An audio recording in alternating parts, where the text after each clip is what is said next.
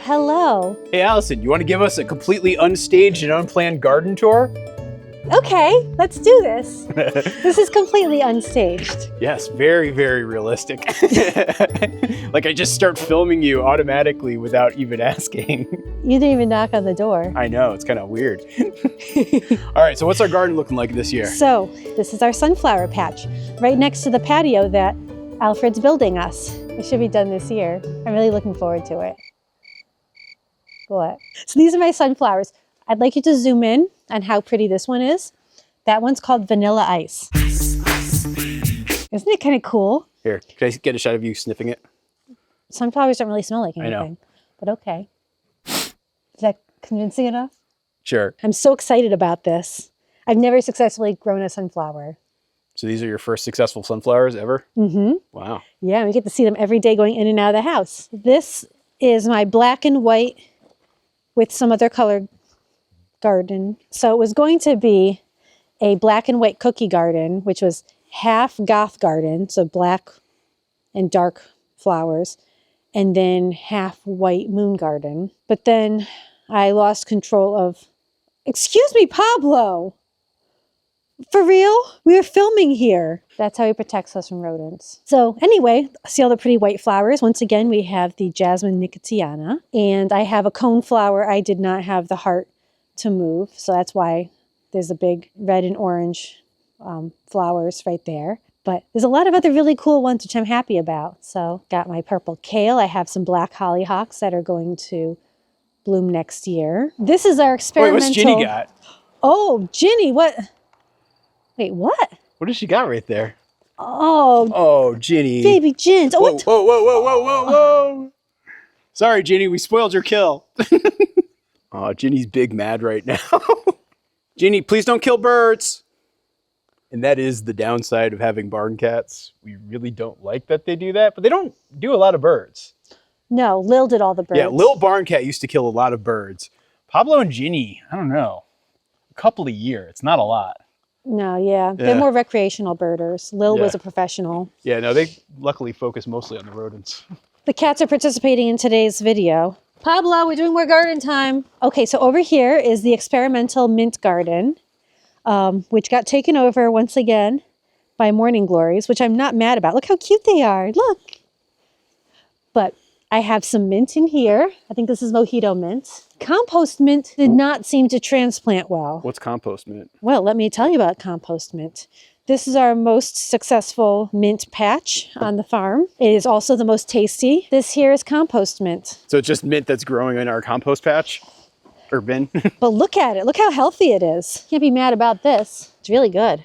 So if you ever have mint tea at my place, I'll probably pull it out of the compost bin. You're welcome. It is amazing just how much like mint has volunteered to grow here. Well, it won't be stopped. But the nice thing is, since we mow it right here, it's just taking over here. Yeah, it grows back into the compost. Yeah, and the compost feeds it. So you just dug up most of the potatoes, right? Or all the potatoes? No, some of the potatoes, not all. This is our potato patch where I've been growing potatoes. We had 1, 2, 3, 4, 5, 6 rows of potatoes.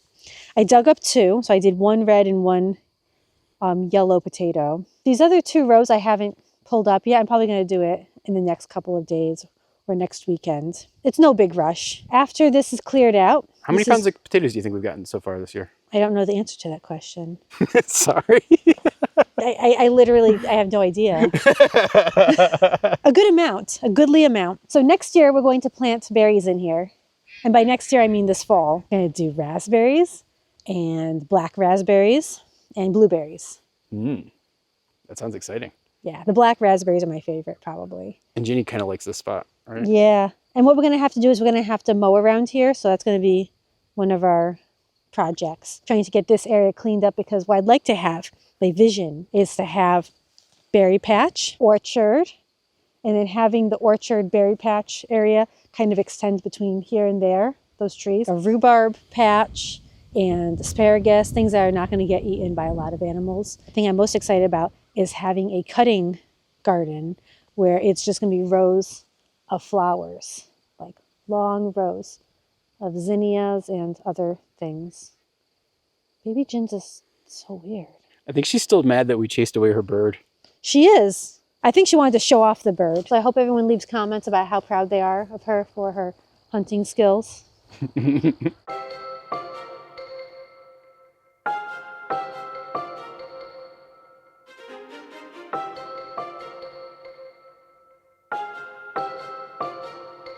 It's been kind of a weird summer. I imagine it has been for a lot of people, but it was super duper hot and then it got super dry. It's a little different looking than it normally is. Guess we'll start right here. This was where I had the garlic.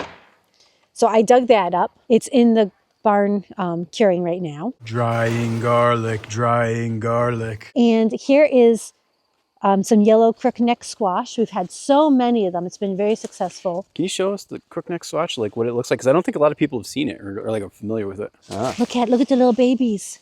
Yeah. Look at the little teeny babies. So cute. Yeah, we just picked a ton. This one plant probably had 10 of them growing right on here in the last 2 weeks. How would you say it's different than like yellow zucchini? It is shaped different. Like, what is this trick question? I always feel so bad for like the one time a year that like the one video you like to make. I put you in the spot with these questions. I'm so sorry. I don't understand. I'm telling you, one has a shape like this and one has a shape like... No, I mean, it's like, I think what's interesting about it, it's like, it's kind of weird and bumpy, right?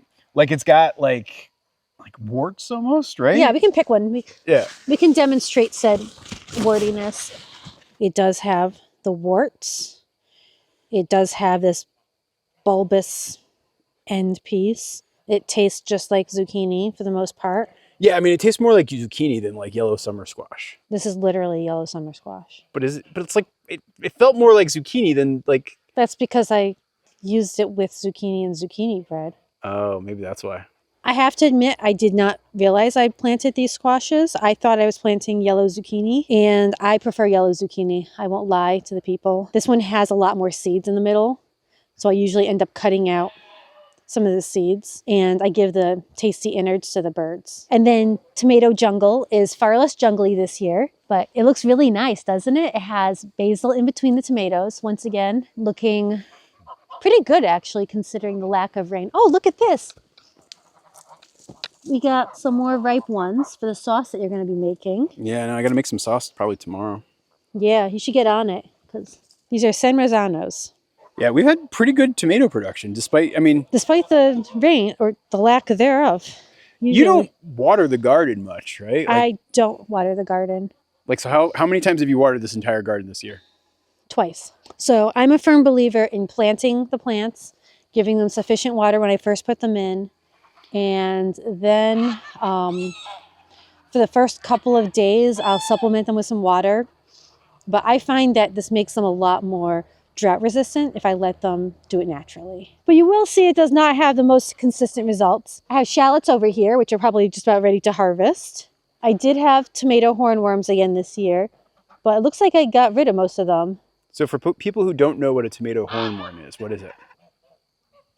Once again, a question I would not like to answer. Satan! Satan! Satan! Look at it. This is the first year I've had really successful dill. And it looks so happy. So maybe I'll donate some of these to people who want to make pickles. Because I'm not a pickler. It's really delightful. It looks so good. It's one of the only herbs that did well. So the dill and the sage did well. Everything else, because of the heat, bolted. This used to be my parsley. We haven't had any parsley this year. Brassica bed is not looking so hot. The first half of the season, we were plagued by slugs. I have no idea what happened to it. Yeah, these cabbages are not looking promising. Look at these, though. I have to show off these babies. The peppers. Look at all the shishito peppers. I got to pick these this afternoon. Lots of shishitos. And look at these eggplants. I have so many eggplants, guys. Look at all of them. Oh, there's a big one over here. Oh, I didn't even see this one. Yeah, this is Really far happy away about been the these. best eggplant year ever. I've never successfully grown an eggplant Until this year. until this year. Look at these peppers. So many peppers. Nice. And then look at these poblanos. Oh, aren't these so beautiful? And then my little shishitos. And I think these are some hot peppers too. Oh my gosh, they're habaneros. Look at these, Morgan. Get in here. Wow, look at that. There's so many of them. Look at this. I think I'm going to have to make a big batch of hot sauce this year. Yeah. Oh man, this was successful over here. Obviously, this is now my harvesting jacket. I know you. I mean, you've been making these regular harvest baskets that are pretty darn impressive. Thanks. So like last night though, we had dinner that was entirely the farm, right? So we had chicken. That was our chicken from last year. We had mashed potatoes, which were pulled right from over there. Yellow squash. We had some pepper. We had eggplants. Yeah, I mean, so like, oh yeah, the roast vegetable, like that was all tomatoes. The tomatoes, like everything was from the farm. It was like, other than the butter and the salt and the olive oil for the chicken, like it was everything else was entirely farm. It was like, yeah, go us. We did like the whole like meal. And I don't know, like a lot this summer, like it's been mostly like when we go grocery shopping, it's not buying many like groceries other than like dairy or like almond milk or like that's about it. Pretty much. Bread. Yeah. And like flour and stuff. Yeah, flours and stuff like that. But like all the like meat and vegetables have been farm pretty much straight through since like early July. Maybe mid-July. Mid-July, yeah, something like that. But it's been so cool. And I mean, we've still got a lot coming and we're in September now. We do. And look at this. So this bed didn't do very well. As you can see, the lettuce and everything bolted. And the green beans never survived the heat. But all these pretty flowers. Look at these cute ones. These are really, really cute. I think it might be a type of marigold. Because I have a bunch of different types of marigolds. So I think this might be one of the many varieties. Because I think these are a type of marigold. These are. Over here, those big ones are. And then here is more squash.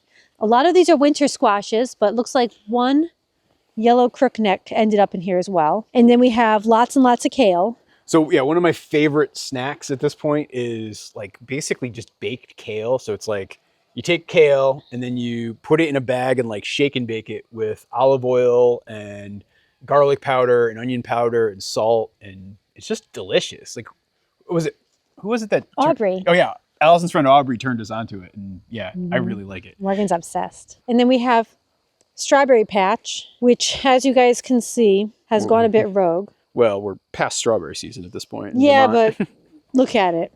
But we were getting some pretty regular strawberry production. Some pretty wonderful ones, yeah. This year will probably be the last year of this configuration because Morgan and I are going to redo the beds. And this is like the whole strawberry rhubarb like bed, right? Like this one has this giant rhubarb plant, which what's the story behind that one? I feel like there's history there.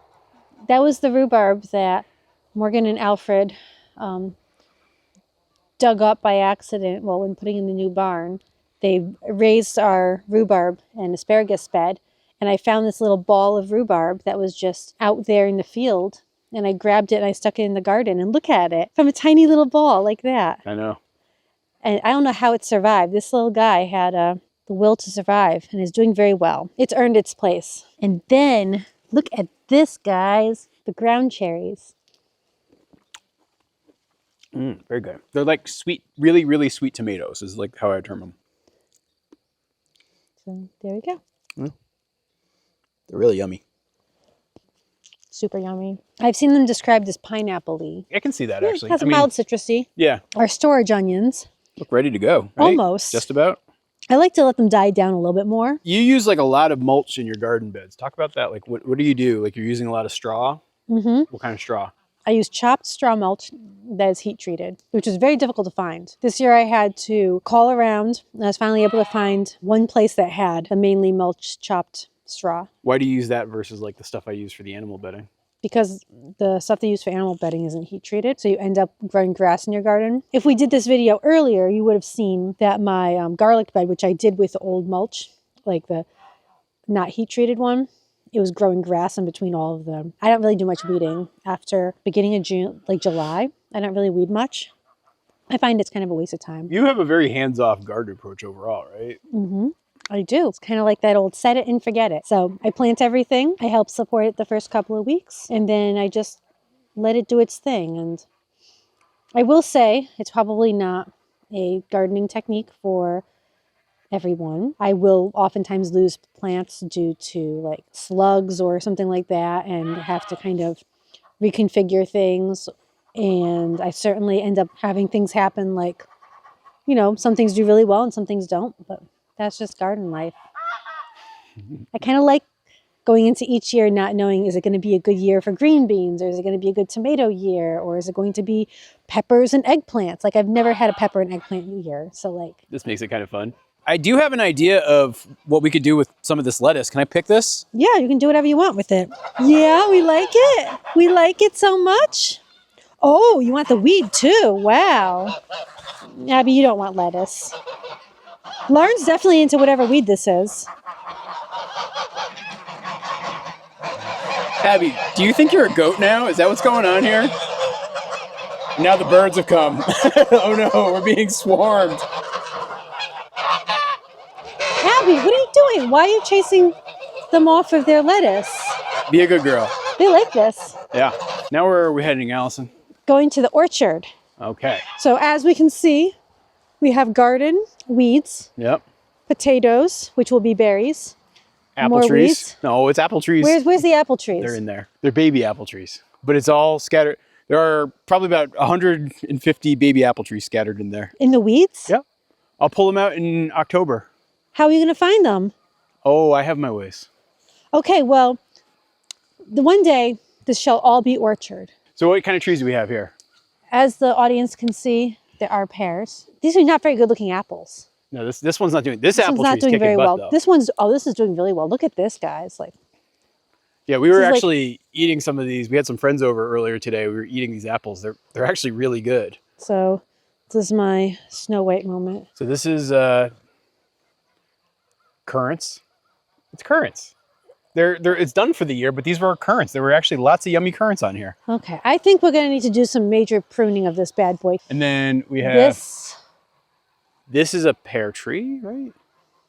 Yeah, I'm pretty sure this is it has yet to produce a fruit. Yeah. We will find out what it is when it makes fruit. You know what? This is a plum tree. I'm pretty sure this is a plum tree. Oh, yeah, look, those are plums up there. These plums are not ripening very well, though. Wait, hold on. Yeah, this one's a plum, and so is this one. This one's the other plum. These need like about another month. Yeah, But you can see like pretty they're good little cherry plums. plums. Yeah, they're pretty good little plums. Then we got mulberry here, which did so good. The mulberry was so productive this summer. Like I was pretty much coming out here every morning and getting a snack of mulberries. It was great. But alas, all the mulberries are gone for the season. Oh, I did have something I wanted to test out with you. So one interesting thing about apple trees is with apple trees, they don't grow true to the parent. So like the mix of genetics will always give you a different type of apple than what the parent tree from the seed was like. And so since I sprout so many apple trees, I'm always really curious to see what they look like. And on this tree, which I've been waiting on for about 5 years, it's finally producing apples, but they're these like tiny little guys. And what I wanted to do is have us do a taste test right now with them and see what we think of them. Cheers.